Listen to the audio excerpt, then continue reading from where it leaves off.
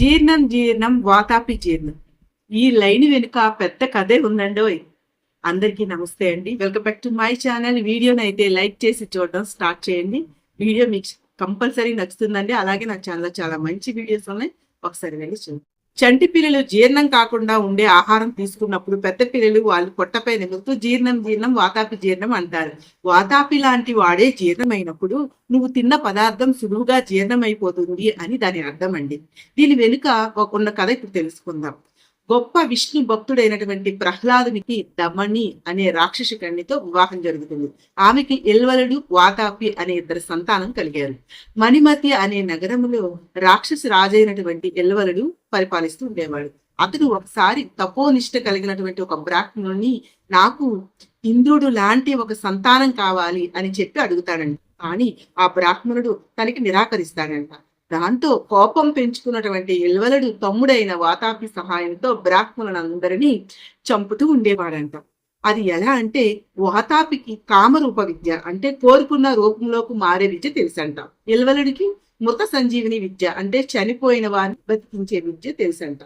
వీళ్ళిద్దరూ ఏం చేసేవారంట, అడవిలో ఉండి బాటసారులు వెళ్ళి వచ్చేవారు ఉంటారు కదండి, వాళ్ళని విచిత్రమైనటువంటి రీతిలో చంపి తినేవాళ్ళంట. ఇల్వలుడు బ్రహ్మచారి వేషం వేసుకుని బాటసారులను భోజనంకి ఆహ్వానిస్తూ ఉండేవాడంట.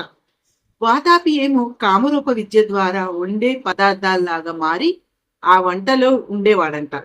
ఈ బాటసారులు ఎప్పుడైతే ఈ పదార్థాలను తింటారో తిన్న తర్వాత ఇల్వలుడు గట్టిగా కేక వేసేవాడంట, వాతాపి బయటికి రా అని. ఒక్కసారిగా పొట్ట చీల్చుకొని వాతాపి బయటికి రాగానే ఈ సోదరులిద్దరూ కూడా బాటసారుల్ని తినేవారంట. ఇలా జరుగుతూనే ఉండేదంట.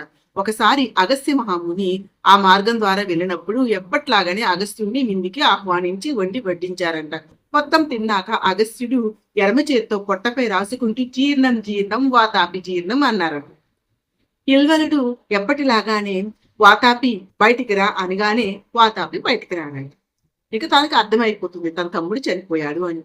తన తప్పు తెలుసుకున్న ఇల్వలుడు అగస్త్యుడిని ప్రార్థించాడంట, నా తప్పుని క్షమించండి, మరలా ఇలా ఇంకోసారి తప్పు చెయ్యము అని.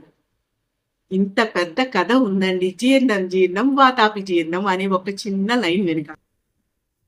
ఈ స్టోరీ తెలియని వాళ్ళకి ప్లీజ్ అండి ఈ వీడియోని షేర్ చేయండి, అలాగే నా వీడియోని లైక్ చేయండి. నా ఛానల్లో చాలా మంచి వీడియోస్ ఉన్నాయండి, ఒకసారి వెళ్ళి చూడండి.